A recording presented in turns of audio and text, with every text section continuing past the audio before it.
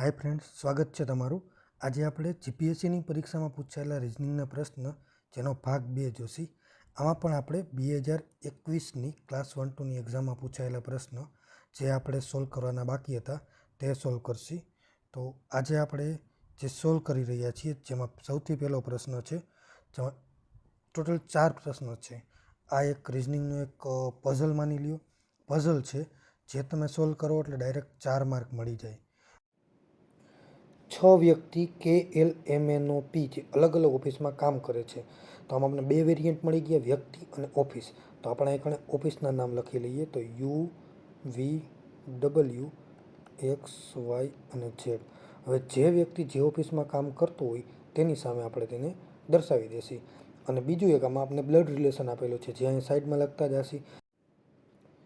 L એ ઓની પત્ની છે તો L અને O. હવે L પત્ની છે અને O તેનો પતિ છે. તો આપણે અહીંયા કણે જે મેલ છે તેને પ્લસ અને ફિમેલ છે તેને માઇનસથી દર્શાવીને વચ્ચે આપણે સીનો સિમ્બોલ લખીએ છીએ, જેનાથી ખબર પડશે કે આ બંને કપલ છે. તમે તમારા મત પ્રમાણે કોઈ પણ નિશાની લખી શકો છો ફ્રેન્ડ. હવે આગળ જોઈએ તો તે એક્સ ઓફિસમાં કામ કરે છે. કોણ? L. કેમ કે Lની વાત કરી હતી. L એ ઓની પત્ની છે અને તે એક્સ ઓફિસમાં કામ કરે છે. તો આપણે ડાયરેક્ટ અહીંયા મળી ગયું, એક્સની સામે આવશે. અહીં એક્સની સામે અહીં કણે આવી જશે L. પછી આગળ શું કીધું છે કે V અને Z. ઓફિસ V અને Z છે તેમાં કોઈ સ્ત્રી કામ નથી કરતી. તો અહીંયા કણે V અને Z બંનેમાં પ્લસ કરી દઈએ કે ત્યાં હંમેશા મેલ જ આવશે. પછી આગળ શું કીધું છે? M એ Nની બહેન છે. તો અહીંયા લખીએ આ N અને M. M અગર માઇનસ નિશાની આવશે કેમ? Nની બહેન M છે તો આ ફિમેલ થઈ ગઈ. અને N તે બ્રધર પણ હોઈ શકે અને સિસ્ટર પણ હોઈ શકે. તો પ્લસ કે માઇનસ કાંઈ પણ આવી શકે. અને આપણે જો અહીંયા સીનું નિશાન નથી કર્યું તેના ઉપરથી આપણે ખ્યાલ આવશે કે તે બંને કપલ નથી. તો સીની નિશાની એટલા માટે આપણે ઉપયોગી થશે. તો હવે આગળ આપણે શું કીધું છે? અને તે ઓફિસ યુમાં કામ કરે છે. કોણ? M. M એ Nની બહેન છે અને ઓફિસ યુમાં કામ કરે છે. તો યુની સામે આવી જશે M.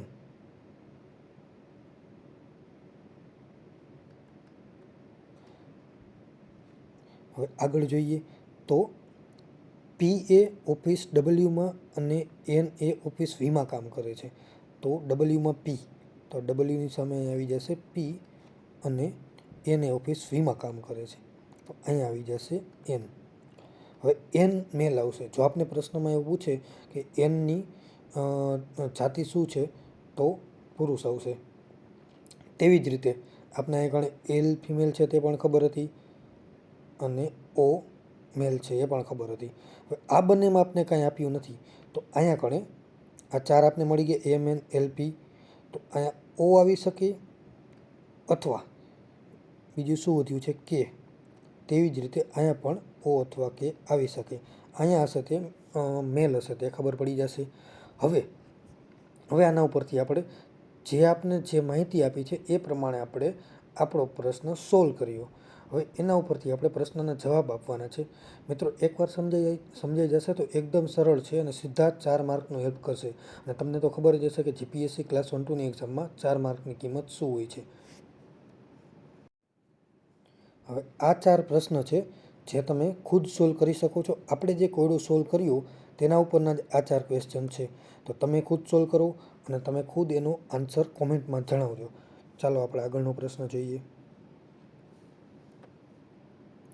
હવે આગળનો પ્રશ્ન છે ને તે લોજિકલ રિઝનિંગનો છે. યાદ રાખજો મિત્રો, લોજિકલ રિઝનિંગ છે ને તે માત્ર એવું છે કે તેમાં તમારે સમજીને આન્સર લખવાનો છે, લોજિક લગાડવાનું છે. તો આપણે જોઈએ, જો તમે એક સ્વાસ્થ્ય માટે ચાલનારા હશો તો તમને એક પણ હેલ્થ જીમમાં જવાની જરૂર નથી. તમારે કસરત માટે કોઈ સાધનની પણ જરૂર નથી. તમારે એક આરામદાયક એથ્લીટ શૂઝની જરૂર છે. તો શું કહેવા માગે છે કે હેલ્થ માટે જો તમે ચાલશો તો તેના માટે તમારે શૂઝની જરૂર પડશે, પણ તેના લીધે તમારે કોઈ જીમમાં જવાની જરૂર નથી અને કોઈ સાધન પણ ઘરે લેવાની જરૂર પડતી નથી. તો એના ઉપરથી આપણે પ્રશ્ન શું પૂછ્યો છે કે ઉપરનું અનુચ્છેદ નીચેના પૈકી કયા વિધાનનું સમર્થન કરે છે? મતલબ કે કયું વિધાન એવું છે કે જે ઉપરનું જે આપણે વાક્ય વાંચ્યું તેને સમર્થન કરે છે. તો ચાલો આપણે વાંચીએ. સ્વાસ્થ્ય માટે ચાલવું એ વજન ઉચકવાની કસરત કરતાં શ્રેષ્ઠ છે. હવે આપણે એમાં કસરતની વાત કરી છે અહીંયા જુઓ, પણ કોઈ એવું નથી કીધું કે વજન ઉચકવું, એવું કાંઈ વાત નથી કરી, તો આ આન્સર નહીં આવે. અંદર ચાલવા કરતાં બહાર ચાલવું સ્વાસ્થ્ય માટે વધારે લાભ કરાવે છે. તો સ્વાસ્થ્ય માટે ચાલવું લાભ કરાવે છે, પણ અંદર ચાલવું કે બહાર ચાલવું તે કોઈ મહત્ત્વનું એવું કાંઈ આપણે આમાં કીધેલું નથી. તો બી પણ જવાબ નહીં આવે. તો એ બી બે આપણે નીકળી ગયા કે જે જવાબ નહીં આવે.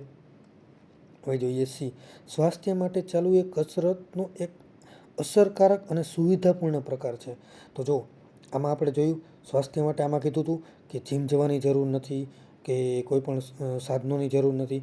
તો મતલબ કે તમારે કસરત માટે સ્વાસ્થ્ય માટે ચાલો એ કસરતનો એક અસરકારક અને સુવિધાપૂર્ણ પ્રકાર છે. હા, તો આપણે કહી શકીએ. કેમ કે અસરકારક છે એટલે તો આપણે જીમમાં જવાની જરૂર નથી, કે કોઈ કસરત માટે સાધનો વિકસાવવાની જરૂર નથી. તો આ એક જવાબ આવી શકે છે. ખરાબ રીતે બનેલા શૂઝ પગમાં ઈજા પહોંચાડી શકે છે. તો જો એવું કંઈ આપણે વાત કરેલી નથી. એટલે શૂઝની જરૂર છે, પણ એવું નથી કીધેલું કે તેના સિવાય તમે એટલે બીજા કોઈ શૂઝ લેશો તો ઈજા થશે, એવું કાંઈ. તો બસ કમ્ફર્ટેબલ ન થાય, આ પણ આન્સર આવતો નથી. હવે આમાં આપને ખબર પડી ગઈ. જો ઘણી વખત એવું પણ બની શકે કે તમે એલિમિનેટ કરો તો બે ઓપ્શન નીકળી જશે, તમને ખ્યાલ આવી જશે કે આ બે ઓપ્શન તો નહીં જ આવે. પણ કોઈ પણ બે ઓપ્શન માની લો કે જેમાં તમે કન્ફ્યુઝ છો, તો તમે શાંતિથી વિચારશો તો તમને જે વધારે યોગ્ય લાગે કે નહીં આ ઓપ્શન આવવો જોઈએ, તો તે તમે ટીક કરી શકો છો. બસ તમારે લોજિક લગાડવાની જરૂર છે કે આમાંથી કયો એવો ઓપ્શન છે કે જે સાચો હશે. લોજિક લગાડશો મિત્રો તો આરામથી તેનો જવાબ મળી જશે. તો આમાં આપણો સી જવાબ છે, જે આપને મળી ગયો. ચાલો આગળનો પ્રશ્ન જોઈએ. હવે આ પ્રશ્ન દિશાનો પ્રશ્ન છે. આપણે જે પહેલો ભાગ જોયો તેમાં આપણે દિશાના પ્રશ્ન સોલ્વ કર્યા હતા, જેમાં આપણે દિશા અને તેની સાથે સાથે જમણી અને ડાબી બાજુ, બસ તે મહત્ત્વનું છે અને એક ખૂણો મહત્ત્વનો છે.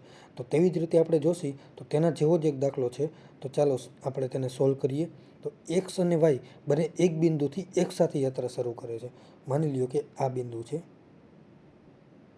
અહીંથી એક્સ અને વાય બંને યાત્રા શરૂ કરે છે.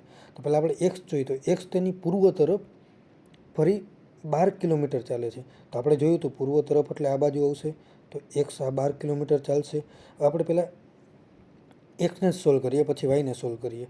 તો એક્સ 12 કિલોમીટર પૂર્વ તરફ ચાલ્યો. એક્સ ઘડિયાળના 270 અંશ ઘડિયાળના વિરુદ્ધ દિશામાં ફરી 12 કિલોમીટરની યાત્રા કરે છે. તો જો અહીંયા કણ અત્યારે છે, હવે ઘડિયાળની દિશા એટલે આવી રીતે થશે આમ, તો તેની વિરુદ્ધ દિશા એટલે ઊંધી બાજુ થશે, ઉપરની બાજુ. હવે અહીંયાથી આપણે જોઈએ તો અત્યારે આ બાજુ મુખ છે, તો આ બાજુ થઈ જશે 180 અંશ. આવી રીતે જોઈએ તો આ 180 અંશ થઈ જાય.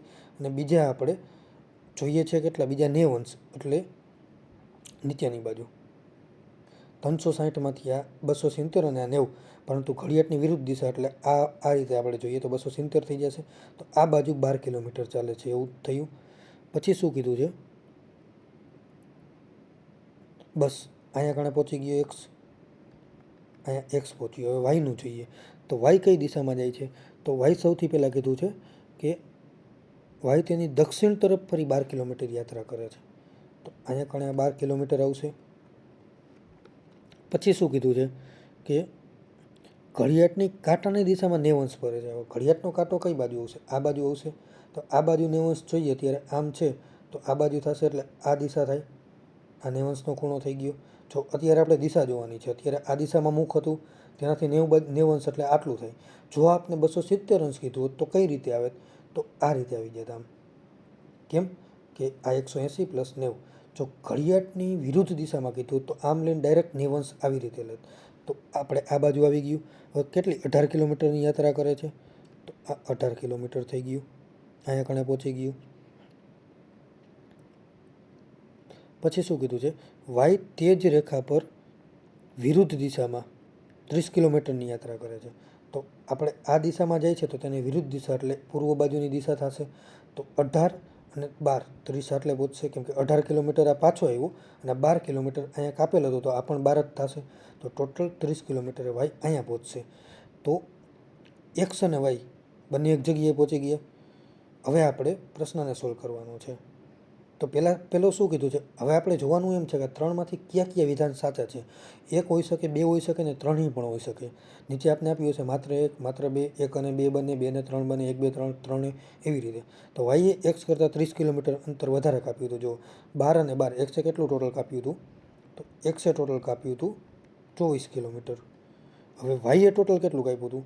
તો વાયએ 12, 18 અને વળી પાછું 12 ને 18 જોઈએ તો 30 કિલોમીટર અને 30 બીજું તો 60 કિલોમીટર કાપ્યું હતું.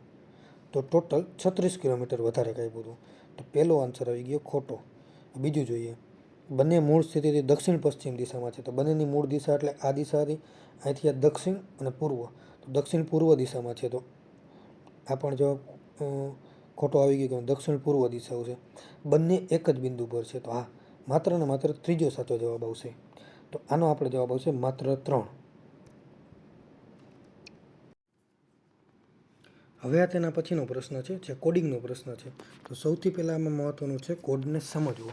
તો કોડને સમજવા માટે હવે સૌથી પ્રથમ કઈ રીતે તેને કોડ આપેલો છે તે જોવાનો છે. જો આપણે બી છે તો અહીં સી મળી ગયો, પણ યુ છે તો અહીં વી નથી. નકર આપણે ડાયરેક્ટ ખબર પડી જાત કે તેના એક અંક પછી આવે છે. તો યુનો વી અહીંયા છે. આઈ છે તો અહીંયા કણે આપણે જે આપેલો છે. આઈ 2 વાર છે તો 2 વાર જે આપેલો છે. એલ છે તો અહીંયા એમ આપેલો છે. ડી છે તો અહીંયા ઈ આપેલો છે. એન છે તો અહીં ઓ આપેલો છે. જી છે તો અહીં એચ આપેલો છે. મતલબ કે આના પછીનો અંક આવે છે પણ લાઇનમાં નથી. એવું નથી કે જો બી અહીંયા છે તો પહેલો અક્ષર અહીંયા આવ્યો, બીજો અક્ષર છેલ્લે આવ્યો, તેના પછીનો અક્ષર અહીંયા આવ્યો, તો વચ્ચે ઈ આવી ગયું. એવું પણ નથી કે લાઇનમાં આપેલું હોય. તો આપેલું કેવી રીતે છે? તો આપણે તેને ધ્યાનથી નિરીક્ષણ કરીએ તો આ એક ABCDના ચડતા ક્રમમાં છે. તો સી, ઈ, જે એવી રીતે છેલ્લે વી આવ્યો. તો શું કર્યું છે કે સૌ પ્રથમ એના જે અંક, જે આપણે અક્ષર છે તેના પછીનો અક્ષર લઈ લીધો છે અને પછી તેને તેના ચડતા ક્રમમાં ગોઠવી દીધો છે. તો એવી જ રીતે આપણે ફર્નિચરનું જોઈએ. જો તમે આ કોડિંગ સરખી રીતે સમજી લ્યો તો એકચ્યુઅલમાં તો તમારે સોલ્વ કરવાની પણ જરૂર નથી. તમને ડાયરેક્ટ ખબર પડી જશે. કેમ કે ચડતો ક્રમ કેનો છે તે તમે જોઈ લ્યો તો તમને ડાયરેક્ટ ખ્યાલ આવી જાય. જો આમાં લાસ્ટમાં જે આપેલો છે તો આ તો નહીં હોઈ શકે. આમાં જોઈએ આપણે તો HJOTVU, તો આ પણ નહીં હોઈ શકે. વી પછી યુ આવ્યો છે. આમાં જોઈએ તો વી પછી ટી આપેલો છે તો આ પણ ન હોઈ શકે. આ જોઈએ તો જો આ ચડતો ક્રમ આપેલો છે તો ડાયરેક્ટ આન્સર સી મળી જાય. આ તમે એલિમિનેશનથી કરી શકો. છતાં પણ આપણે તેને એકવાર સોલ્વ કરીએ. કેમ કે માની લ્યો કે તેના સિવાય પણ બીજું કાંઈ હોય તો આપણે જોઈએ એફની જગ્યાએ આવી જશે જી, પછી યુની જગ્યાએ આવી જશે વી, આરની જગ્યાએ એસ, એનની જગ્યાએ ઓ, આઈની જગ્યાએ જે, ટીની જગ્યાએ યુ, યુની જગ્યાએ વી, આરની જગ્યાએ એસ અને ઈની જગ્યાએ એફ. હવે આપણે તેને ચડતા ક્રમમાં ગોઠવવાનું છે. તો સૌથી પહેલાં આવી જશે એફ,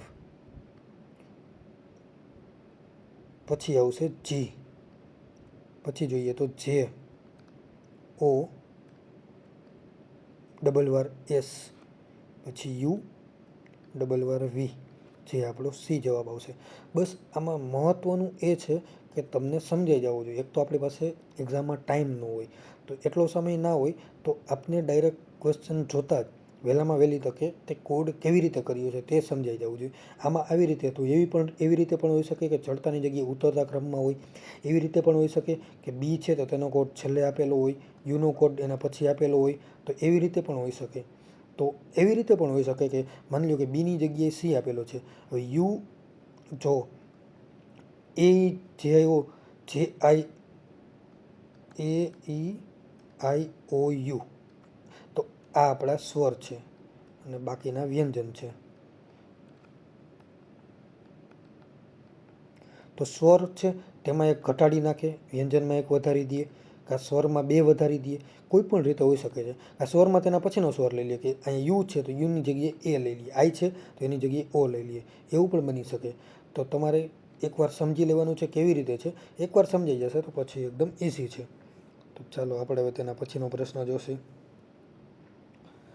આમાં આપને 4 આકૃતિ આપી છે, વેન ડાયાગ્રામ. વેન ડાયાગ્રામનો પ્રશ્ન છે અને આપણે જોવાનું છે કે કયો આપણો જવાબ સાચો છે. તો એના માટે આપણે આપેલું છે કે એક મિજબાનીમાં કેક અને આઈસ્ક્રીમ બે વસ્તુ પીરસવામાં આવી, તો કેટલાકે માત્ર કેક ખાધી, કેટલાકે માત્ર આઈસ્ક્રીમ લીધો, તો કેટલાકે બે પૈકી કંઈ પણ ન લીધું, બાકીના લોકોએ બંને લીધું. તો આને કઈ રીતે દર્શાવશી? તો જુઓ,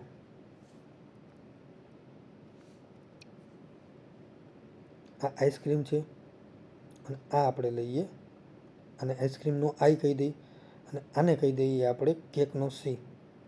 તો જો કેટલાક લોકો એવા હશે, આપણે શું કીધું હતું કે માત્ર ને માત્ર કેક ખાધું હોય, તો આ લોકો આવી ગયા કે જેને કેક જ ખાધી છે, સોરી આઈસ્ક્રીમ જ ખાધી છે. આ લોકો માત્ર ને માત્ર કેક ખાધી છે. અહીંયા જે હશે તેને બંને ખાધી હશે, તો માત્ર કેક, માત્ર આઈસ્ક્રીમ અને બંને, આ 3 આવી ગયું. કંઈ પણ ન ખાધું હોય તો એના માટે અલગ સર્કલ અહીંયા કરી નાખીએ. આ વ્યક્તિએ કાંઈ પણ નથી ખાધું અને ટોટલ આ બધાને ગણ આપી દઈએ કે જે ટોટલ આ 3માંથી કોઈ પણ રીતે આવી શકે.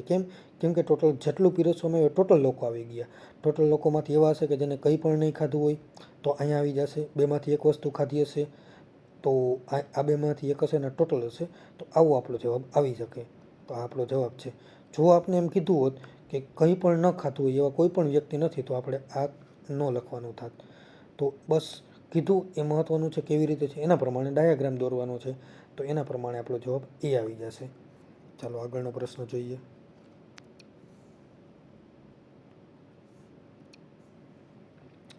આ પણ એક લોજિકલ રિઝનિંગનો પ્રશ્ન છે. આપણે આગળ જોયો ને એક લોજિકલ રિઝનિંગનો પ્રશ્ન, તો તેવો જ એક લોજિકલ રિઝનિંગનો આ પ્રશ્ન છે. તો આમાં શું કીધું છે? 2 વિધાન આપ્યા છે અને તેમાં જોવાનું છે કે કયું વિધાન કયા વિધાનની અસર છે અને કયું કારણ છે. જો આમાં 2 વિધાન છે. હવે કોઈ પણ એકબીજાની અસર અને કારણ હોઈ શકે. બંને સ્વતંત્ર કારણની અસર પણ હોઈ શકે અને એકબીજા કરતાં સાવ અલગ પણ હોઈ શકે. તો કયો જવાબ છે તે આપણે જોવાનું છે. તો જો પહેલો વિધાન શું છે? દેશના ગ્રામ્ય અને અર્ધ શહેરી વિસ્તારમાં લોડ શેડિંગના લીધે ઘણા સમયથી પરેશાન થઈ રહ્યા છે. તો એ ખબર પડી ગઈ કે ગ્રામ્ય અને અર્ધ શહેરી વિસ્તારમાં લોડ શેડિંગની તકલીફ છે, જેના લીધે લોકો પરેશાન થઈ રહ્યા છે. બીજામાં શું કહે છે? જો સરકાર ઉર્જા સંકટનો જવાબ નહીં શોધે તો શહેરી વિસ્તારમાં પણ લોડ શેડિંગ વિસ્તરી શકે છે. તો જે આ લોડ શેડિંગ છે તે જો વધારે તકલીફ પડશે તો શહેરી વિસ્તારમાં પણ થઈ શકશે. હવે શું છે? તો 1 કારણ છે ને 2 તેની અસર છે. તો એવું તો છે નહીં કે જે ગ્રામ્ય વિસ્તારમાં થાય છે એટલે શહેરી વિસ્તારમાં થાય, એવું નથી. બંને લોડ શેડિંગના લીધે થાય છે, પણ લોડ શેડિંગ વધે એટલે થાય છે. એવું નહીં કે ગ્રામ્ય વિસ્તારના લીધે અહીંયા થાય છે. એવું હોત તો આપણે આ જવાબ લખેત. કે એવું પણ નથી કે શહેરી વિસ્તારમાં થશે તેના લીધે અહીંયા થાય છે, તો આ બને તો નહીં આવે. તે આપને ખબર પડી ગઈ. કેમ કે એક કોઈ પણ બીજાની અસર નથી. ખાસ જોજો મિત્રો, ગ્રામ્ય અને શહેરી વિસ્તારમાં લોડ શેડિંગ થાય એના લીધે સિટીમાં નથી થતું. સિટીમાં થવાનું કારણ શું છે? કે જે લોડ શેડિંગ છે તે વધુ થાય તેના લીધે છે. એવું નથી કે ગામડામાં વીજળીમાં કાપ છે તો તેના લીધે સિટીમાં પણ થશે. એક કોમન પ્રોબ્લેમ છે. તો આમાં એ પણ નથી કે 1 અને 2 સ્વતંત્ર કારણની અસર છે. કારણ એક જ છે. શું છે? Load shading. જેના લીધે એક વિધાનમાં પણ તકલીફ છે તેવી જ બીજામાં પણ છે. આ જે તકલીફ છે તે પણ લોડ શેડિંગના લીધે થાય છે, આ પણ તેના લીધે થાય છે. તો બંને વિધાનો એક સામાન્ય કારણની અસર છે. તો ડી આપણો જવાબ આવી જશે.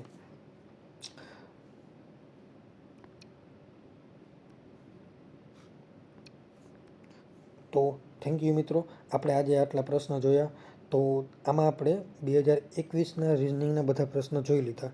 હવે આપણે આગળના વિડીયોમાં બીજા કોઈ એક્ઝામમાં પૂછાયેલા રિઝનિંગના પ્રશ્ન જોશે અને પછી મેથના પણ પ્રશ્ન જોશે. આશા રાખું છું કે તમને આમાં ઘણી બધું સમજમાં આવ્યું હશે અને વિડીયો ઉપયોગી થયો હશે. જો વિડીયો ઉપયોગી થયો હોય તો તમે સબસ્ક્રાઈબ કરી દેજો અને શેર પણ કરી દેજો. Thank you very much.